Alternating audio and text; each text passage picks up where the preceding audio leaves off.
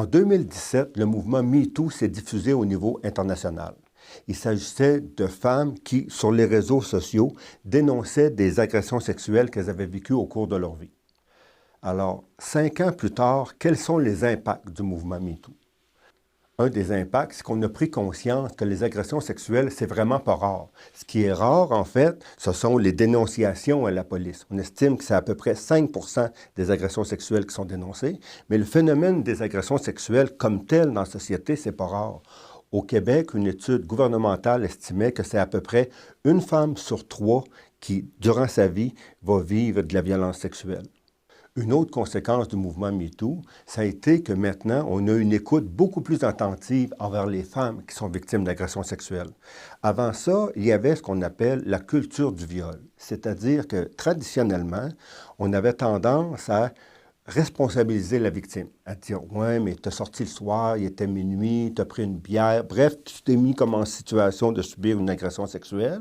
Puis l'agresseur est un peu pardonné, excusé. On disait « Ouais, mais si tu le dénonces, ça sera pas bon pour sa réputation. Puis là, maintenant, c'est passé, de toute façon, ça serait malaisant, vaut mieux tenir sa mort. » Donc, dans la culture du viol traditionnelle, on responsabilise la victime, puis on déculpabilise en quelque sorte l'agresseur, on pourrait dire.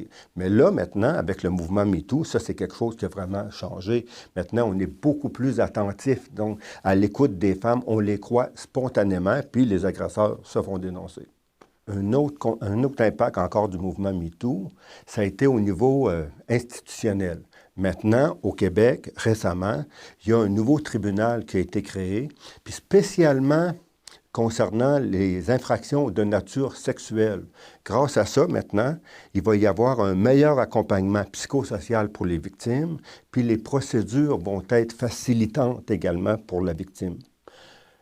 Mais peut-être que l'impact le plus fort du mouvement MeToo, ça concerne le comportement des hommes. C'est qu'autrefois, les hommes, la majorité qui faisait des agressions sexuelles n'avait pas de conséquences. Maintenant, il va vraiment y avoir des conséquences parce qu'ils se font dénoncer.